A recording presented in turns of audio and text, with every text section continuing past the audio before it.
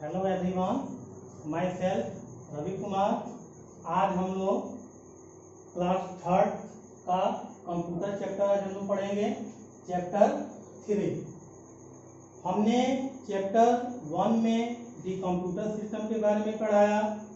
फिर दूसरे चैप्टर में कंपोनेंट्स ऑफ कंप्यूटर सिस्टम के बारे में पढ़ाया। अब हम लोग चैप्टर 3 में कंप्यूटर मेमोरी के बारे में पढ़ेंगे।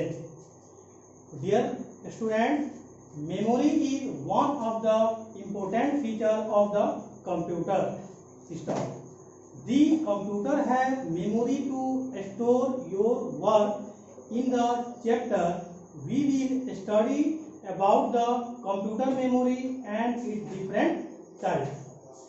यानी कि मेमोरी जो होता है वो कंप्यूटर सिस्टम के लिए सबसे क्या होता है, इम्पोर्टेंट होता है। ठीक है। उसके बाद जैसे कि दी कंप्यूटर है memory to store your work, यानी कि कंप्यूटर में जो होता है वो किस चीज में स्टोर होता है, तो मेमोरी में स्टोर होता है। ठीक है ना। उसके बाद we will study about the computer memory. अब हम लोग कंप्यूटर मेमोरी के बारे में हम लोग पढ़ेंगे। ठीक है ना। इसमें डिफरेंट टाइप्स होते हैं। ठीक है। तो computer memory, the computer memory is used to store the set of instruction of data you enter into the computer or the results। ठीक है ना। जो हमारा कंप्यूटर मेमोरी होता है उस कंप्यूटर मेमोरी का यूज करके और उसमें जो भी इंस्ट्रक्शन होता है उसमें सेट किया जाता है और डाटा को भी। ये कह रहा है कि जैसे कि you inter into the computer, यानी कि आप उसको कंप्यूटर में क्या करते हैं, इंटर करते हैं और उसको वो हमको क्या देता है, रिजल्ट देता है कंप्यूटर के थ्रू। Memory hold both data and needs the process as well as the data that has already has process, यानी कि वह मेमोरी यानी कि दोनों को, यानी डाटा को क्या करता है, वो हमारा सीपीयू जो होता है उसको प्रोसेस करता है और प्रोसेस करने के बाद वो हमको वो आउटपुट देता है। यानी कि जो भी डाटा हम लोग कंप्यूटर में डालते हैं वो क्या करता है, वो प्रोसेस करता है। यानी कि जो भी डाटा हम लोग जो भी डाटा हम लोग इसमें इनपुट करते हैं या जो भी आउटपुट मिलता है वो हमारा डाटा जो होता है वो कंप्यूटर मेमोरी में सेव हो जाता है। The computer memory is measured in term of bits and bytes, यानी कि कंप्यूटर मेमोरी हमारा इसमें दो चीज होता है कि बिट्स और बाइट्स में होता है। जैसे कि the more memory bytes of computer the more in storage capacity, यानी कि जितना स्टोरेज कैपेसिटी होता है उतने स्टोरेज कैपेसिटी के अंतर्गत इसमें वो स्टोर होता है। ठीक है। उसके बाद बिट्स मीन बाइनरी डिजिट, यानी कि in the form of 0 and 1, यानी कि बाइनरी डिजिट जो होता है वो 0 and 1 को हम लोग बाइनरी डिजिट करते हैं और 0 या 1 दोनों में से कोई एक भी जो होता है तो 0 और 1 बाइनरी डिजिट होता है और बिट जो होता है या 0 को हम लोग बिट्स कर सकते हैं या 1 को हम लोग बिट्स कर सकते हैं। बिट्स 0 और 1 बिट्स नहीं होता है, 0 और 1 केवल क्या होता है, वो बाइनरी डिजिट होता है और बिट्स जो होता है या तो 0 होता है या 1 होता है, दोनों में कोई एक बिट्स होगा। ठीक है। तो आफ्टर बिट्स कंपोज बाइट्स का combination of 8 bits of computer store of character of bite, यानी कि इसमें जो होता है इसका कॉम्बिनेशन 8 बिट्स का होता है और कंप्यूटर जो होता है वो स्टोर करता है 1 बाइट में। ठीक है ना। 1 character, a byte is the basic character in the memory। ठीक है। Each bit and bytes reside temporarily in the location in memory that has added. An address simply is a unique number that indicates the location of bytes in memory। ठीक है। अब हम लोग कुछ points आपको बताएंगे, जैसे कि यहाँ पे हमने कुछ पॉइंट लिखा हुआ है। जैसे सबसे पहला, a computer work on IPO cycle, यानी कि हमने आपको फर्स्ट चैप्टर में भी बताया था यानी कंप्यूटर जो होता है वो आईपीओ साइकिल के अंतर्गत वो काम करता है। जैसे IPO stand for input, process और आउटपुट। पहले हम लोग इनपुट करते हैं, उसके बाद वो प्रोसेसिंग होता है, उसके बाद वो आउटपुट होता है, ठीक है ना। सेकंड पॉइंट है input is a raw data या command given to the computer, यानी कि हम लोग कंप्यूटर में हम लोग डाटा को हम लोग इनपुट करते हैं और उसके बाद वो सीपीयू जो होता है उसको कमांड करके और कंप्यूटर जो होता है हमको वो रिजल्ट देता है कि आउटपुट देता है। थर्ड पॉइंट है a computer use its memory to store information, यानी कि हम लोग कंप्यूटर का यूज करके यानी कि हम लोग मेमोरी में जो भी इंफॉर्मेशन होता है उसको स्टोर किया जाता है। उसके बाद है memory device are also called storage device, यानी कि जो मेमोरी डिवाइस जो होता है वो हम लोग उसको क्या करते हैं स्टोरेज डिवाइस करते हैं। मेमोरी डिवाइस यानी कि चाहे वो एक्सटर्नल हो चाहे वो इंटरनल हो, मेमोरी दो प्रकार के होते हैं एक्सटर्नल और इंटरनल, ठीक है ना। इंटरनल होता है जो कि सीपीयू में होता है और एक्सटर्नल जो होता है जो हम लोग अलग से उसमें इन करते हैं, जो अलग से हम लोग मेमोरी का यूज करते हैं। उसके बाद है a computer store information in the form of 0 and 1, जैसे कि हमने आपको बताया कंप्यूटर जो होता है वो इंफॉर्मेशन को स्टोर करता है, जैसे कि 0 और 1 से these are called binary digit. जैसे अभी हमने आपको पहले ही बताया है कि 0 और 1 जो होता है उसको हम लोग बाइनरी डिजिट करते हैं और बिट्स, और चाहे वो 0 हो या 1 हो उसको हम लोग बिट्स कहते हैं। 0 भी बिट्स हो सकता है या 1 भी बिट्स हो सकता है। उसके बाद नेक्स्ट पॉइंट है a combination of 8 bits make up 1 byte, यानी कि कंप्यूटर का जो कॉम्बिनेशन होता है 8 बिट्स जो होता है वो 1 बाइट बनाता है, ठीक है ना। तो अभी हम आपको ये कंप्यूटर मेमोरी के बारे में कुछ आपको हमने पॉइंट बना दिया बताया है, इसको आप लोग नोट कर ले और फिर अगला कुछ और पॉइंटेड है जो कि हम आपको और बतला रहे हैं, तब तक इसको नोट करें।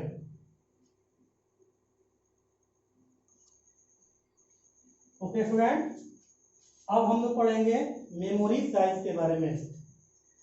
1 character is equal to 1 bit, 8 bits is equal to 1 byte, 1024 byte is equal to 1 kilobyte, यानी कि केबी इसका शॉर्ट फॉर्म होता है।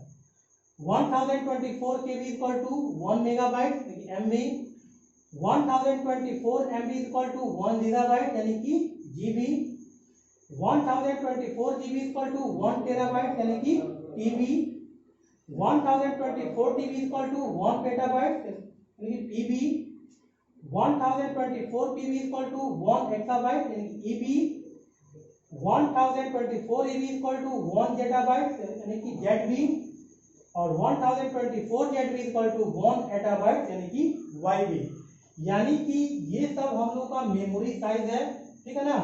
तो इसको भी आप लोग इसको नोट कर लें, ठीक है, और फिर इसको और आगे कुछ पॉइंट्स है और कुछ जो है उसको हम बतलाते हैं।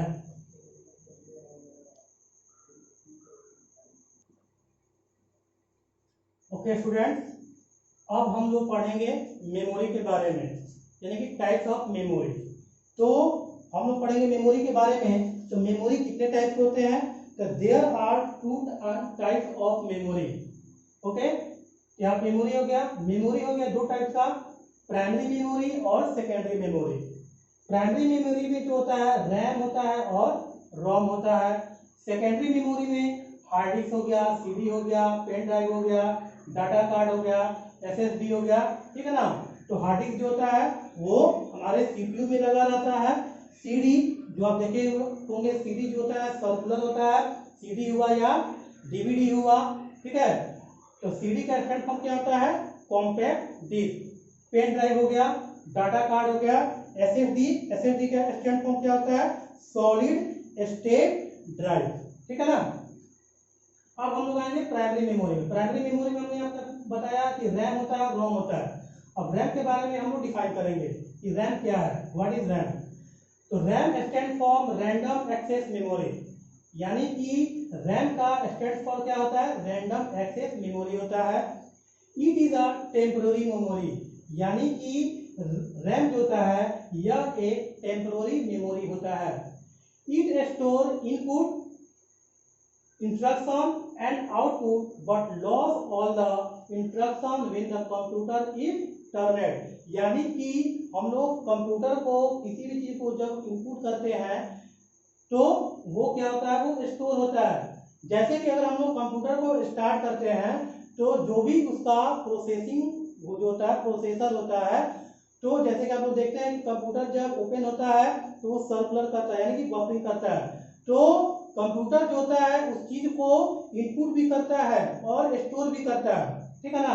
लेकिन करा कि but losses all the information when the computer is turned of. लेकिन जैसे ही कंप्यूटर जब ऑफ होता है तो वो सारी चीजें क्या हो जाता है, वो खत्म हो जाता है, ठीक है ना।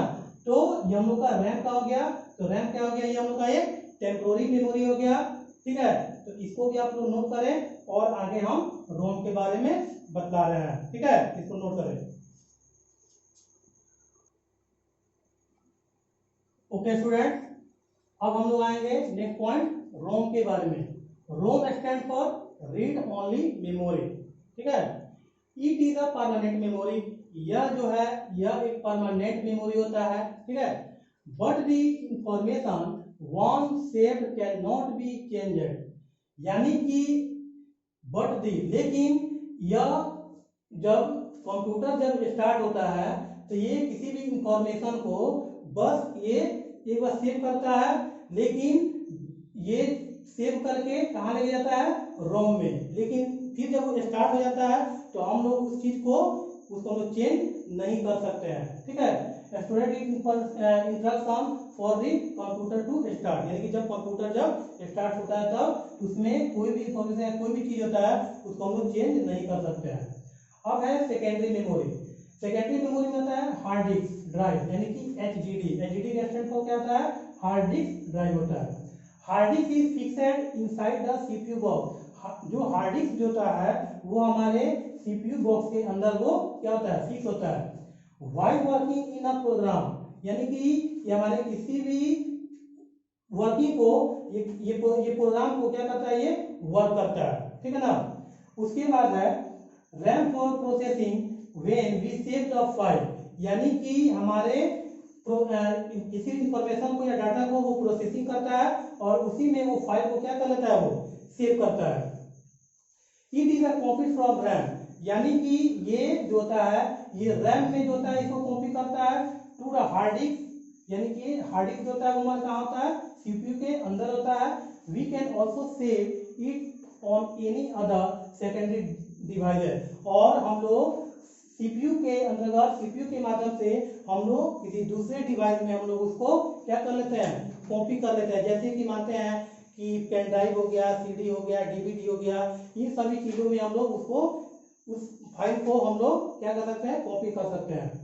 अब है hard disk are two type. Hard disk होता है दो टाइप का होता है, एक होता है इंटरनल हार्ड डिस्क और एक दूसरा होता है external hard disk. Internal hard disk जो होता है वो सीपीयू के अंदर वो क्या होता है, वो अवेलेबल रहता है, और एक्सटर्नल हार्ड डिस्क जो होता है वो हम लोग अलग से सीपीयू में उसको हम लोग लगाते हैं, जो कि हम लोग सीपीयू के द्वारा हम लोग उसको क्या करते हैं, किसी भी फाइल या किसी भी इंस्ट्रक्शन को हम लोग उसमें कॉपी कर लेते हैं। इसका स्टोरेज कैपेसिटी जो होता है 1 TB टू 16 TB होता है, यानी कि 1 टेराबाइट से 16 टेराबाइट में इसका होता है।